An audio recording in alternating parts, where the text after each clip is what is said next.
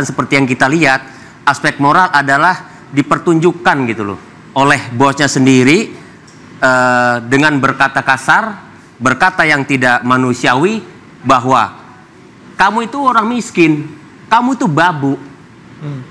Jadi kamu tidak mungkin melaporkan saya ini kebal hukum gitu loh. Baik, terima kasih Anda masih diinterupsi. Saya ke Pak Jainuddin. Pak Jainuddin, setelah Anda berarti sudah pegang, Anda pengacara ketiga, sudah pegang kasus ini berapa lama, Pak? Berarti 4 hari. Baru 4 hari. Sudah ada perkembangan apa selama 4 hari dibandingkan 2 pengacara yang lain? Ya, saya menyikapi bahwa pada kasus Ayu ini memiliki 2 aspek. Aspek hukum dan aspek moral.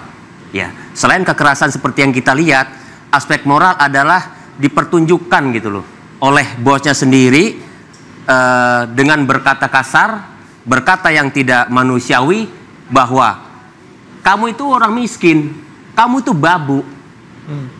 Jadi kamu tidak mungkin melaporkan saya ini kebal hukum gitu loh. Pada saat dia ditunjuk sebagai babu, maka hapuslah itu yang namanya karyawan.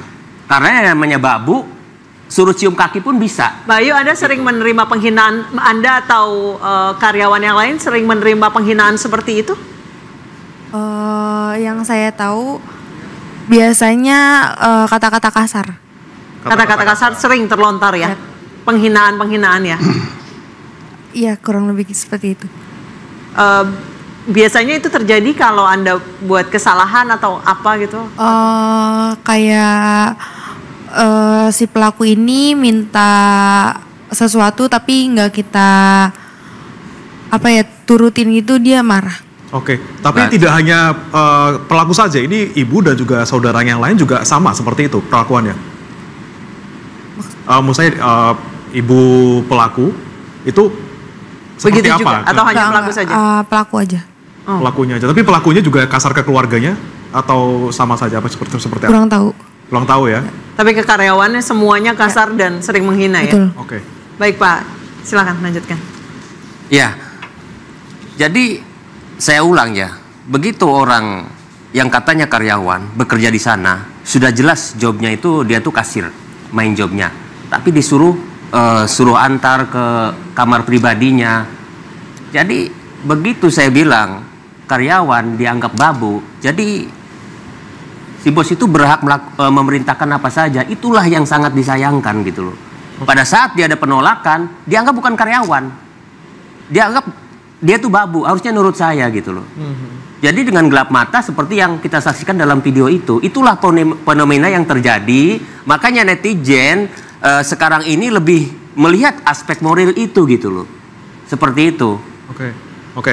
Saya mau ke Pak Susno dulu mungkin ya. Pak Susno, ini kan kita lihat ada yang salah sejak awal penyelidikan dan kemudian tadi Bapak juga bilang bahwa Kapolres Jaktim lah yang salah. Lalu seperti apa seharusnya yang dilakukan ataupun pembenahan apa yang harus dilakukan di dalam institusi Polri, Pak? Ya, Kapolresnya dievaluasi ya. Dicopot mungkin? Iya, kalau itu kan jelas. Tapi kan dievaluasi kesalahannya apa? Kesalahannya kan udah kasat mata, tidak menangani. Kalau dicopot itu ya jelas. Jangan sampai yang kayak Semarang kan tidak dicopot-copot. Kenapa harus dicopot? Supaya ini pelajaran untuk yang lain. Banyak loh yang ngantri mau jadi Kapolres. Kecuali yang pensiun aja yang nggak mau. Pak Susno mau jadi Kapolres juga, Pak? Udah tamat. Tapi ini tidak boleh dibiarkan ya. Terus yang kedua, saya sangat tertarik tadi gaji ditahan. Nah ini Kadisnakernya harus dicopot juga itu. Copot semua ini. BPJS dibayarkan ya. Banyak yang ngantri mau jadi Kadisnaker. Nggak ada BPJS ya? Iya. Nggak ada. Di bawah BPJS, di bawah UMR dan sebagainya. Ini berarti negara tidak campur di dalam urusan ini. Tinggal ngapain aja kerjanya negara ini. Ada perusahaan gitu, ada perusahaan gitu. Nah, rakyat menuntut supaya itu ditutup. Sekarang kan belum ditutup. Ya. Ini perlulah reaksinya sementara atau kapan ditutup, dilihat dulu tingkat kesalahannya sejauh mana gitu kan. So, kalau tidak jangan sampai nanti masyarakat marah. Ya. Kalau masyarakat marah, ya polisi lagi nanti yang gini. Nah, tolong ini yang nutup-nutup ini bukan polisi tapi Pemda. Ya. Baik, saya ke Mbak Ayu sebentar. Mbak Ayu, mau atau tidak sampai toko roti itu ditutup? Teman-teman Mbak Ayu masih di sana kan ya? Masih. Saya sih nggak mau karena kebanyakan yang kerja di situ sudah berkeluarga dan saya nggak tega kalau misalkan sampai toko itu tutup dan karyawan yang masih bekerja di situ nggak punya pekerjaan lagi. Mbak Ayu sudah berapa lama kerja di situ? 5 bulan. 5 bulan. Teman-teman berarti sudah cukup dekat ya? Situ. Dekat. Oke, jadi Anda hanya berharap bahwa hukuman saja untuk pelaku seperti itu? Betul. Oke, saya ke Pak Arianto. Pak Arianto setuju tadi dengan pernyataan Pak Susno bahwa ya dicopot-copotin aja nih semuanya yang tanggung jawab, Pak? Itu salah satu daripada yang termasuk dalam analisis saya. Saya teruskan ya tadi ya. Jadi polisi itu karena terlalu banyak laporan, Pak ya. Sementara jumlah polisi sangat sedikit.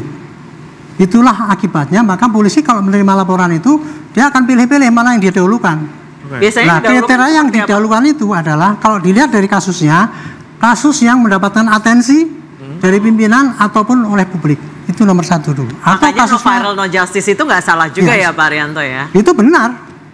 Kenapa no viral no justice? Karena polisi yang mestinya cepat menangani, tapi tidak menangani sehingga penegakan hukum nggak berjalan kan. Saya teruskan ya. Jadi tadi kalau kasusnya atensi publik atau atensi pimpinan pasti didulukan. Atau buktinya sudah lengkap pasti didulukan atau apa ya? Saya lupa lagi sampai. Atau yang kedua, dulu, Pak. Ya? Ada yang lapor punya uang dulu. Nah, itu faktor yang kedua. Yang kedua adalah dari faktor petugas. Petugas polisi 460.000 yang di lapangan itu beda-beda, Pak. Ada petugas yang bagus sekali, kualitasnya A gitu. Ada petugas yang profesionalitasnya itu kurang baik, ada petugas yang ele-elean. Ada yang petugas mau kerja kalau ada imbalan, ada itu. Nah itulah tadi yang terjadi. Yang ketiga sistem pengawasan. Kalau pengawasannya itu kuat daripada Kapolsek ataupun Kapolres melihat bawahnya itu kerjanya dengan baik apa tidak, ada LP ini hari ini bisa langsung ditindak lanjut apa tidak, itu tidak akan mungkin terjadi keterlambatan kayak gini, nggak usah ada pakai viral. Tapi kalau pimpinannya itu kurang jeli gitu ya otomatis bisa terjadi seperti sekarang ini. Nah, makanya saran saya ngomong di sini tidak nyalakan instansi lain ya, tapi saya demi perbaikan polisi. Itulah kondisi polisi yang sekarang ini. Meskipun Bapak Kapolri sudah mencanangkan tuh program prioritas untuk pelayanan yang terbaik, tercepat, termurah, ada itu Pak. Jadi tadi yang saya katakan Perkap tahun 2009 itu ternyata masih ditindaklanjuti dengan Pak Kapolri sekarang ini, pelayanan harus cepat dan itu. Tapi kenyataannya kan di lapangan kan masih banyak sekali ini yang tertunda-tunda. Itulah makanya kalau saran kami itu Pak, benahi kembali yaitu orang-orang yang menangani itu jumlahnya dilipat gandakan sesuai banyaknya dengan bawa petugas, sehingga nanti tidak terlalu banyak yang disingkirkan gitu ya. Yang kedua, pahami itu perkap yang dulu sudah ada itu ya. Dulu pernah ada loh perkap itu bunyinya. Kalau perkara ringan 1 bulan harus selesai. Sedang 3 bulan selesai, lebih berat, lebih lama bisa. Katanya perkap itu sudah diloba Pak Susno. Katanya perkap itu nggak ada. Akhirnya sekarang kan nggak ada batasan kan, bebas gitu. Nah terakhir mengenai sistem itu tadi Pak. Sistem itu kalau mau ketat, apabila terjadi pelanggaran sistem, ya ditindak secara tegas. Itu tadi. Karena kalau selama ini ya keterlambatan itu saya lihat belum pernah ada itu kode etik yang dijatuhkan kepada para kepala pimpinan itu kalau ini terlambat gitu. Yang disalahkan paling cuman petugasnya yang nangani. Tapi pimpinannya yang bertanggung jawab tidak ada reaksi apalagi menjadi ukuran daripada kualitas pimpinan daerah. Nah ini kalau mau memperbaiki ini no viral no justice, 3 itu tadi harusnya semua dikeroyok dan diperbaiki. Ke Pak Suparji, pembenahan apa yang harus dilakukan segera?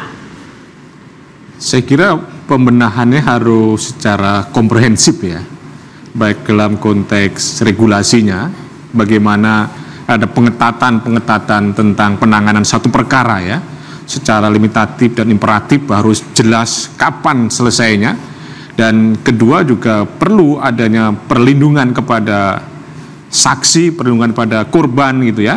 Nah pada sisi yang lain juga perbaikan dalam konteks aparaturnya gitu ya, bagaimana pengawasan yang ketat ya supaya ada merit sistemnya gitu ya, bagaimana promosi dan mutasi betul-betul memperhatikan prestasi ya, bukan karena koneksi, bukan karena faktor-faktor yang lain. Pada sisi yang lain juga pembenahan dalam konteks penerapan hukumnya. Dalam kasus ini menurut saya supaya menimbulkan efek jera ya, perlu ada pasal-pasal berlapis ya, tidak sekedar penganiayaan, tetapi tadi kita bahas perlunya penerapan pasal 310 misalnya tentang pelecehan verbal gitu ya, tentang penghinaan ya, tentang bagaimana dikatakan babu. Demikian pula bisa juga terapkan 335 KUHP tentang pelecehan verbal dengan kekerasan. Jadi setiap peristiwa itu bagaimana ada satu momentum yang digunakan untuk menjerahkan kepada pelaku dan menakut-nakuti supaya masyarakat yang lain tidak melakukan tentang itu. Dan juga penting menurut saya adalah bagaimana pembenahan dalam kultur kita, budaya kita, bagaimana ketika ada satu kasus itu tidak takut untuk melakukan laporan, tidak takut melakukan menjadi saksi dan sebagainya. Karena kalau ini kita cermati kan salah satu persoalan bagaimana mengumpulkan alat bukti, mengumpulkan atau menemukan para saksi-saksi itu. Jadi menurut saya dalam kasus ini banyak hal yang diperbaiki supaya kita sama-sama mencintai Polri ini betul-betul bekerja secara profesional. Kan? Tapi bagaimana kemudian kalau misalnya kita mau lapor, ternyata orang yang dilaporkan orang kaya seperti itu, kita sudah di proses sekarang tapi di persidangan ternyata bebas. Kita akan bahas sesaat lagi, tetap di Interupsi.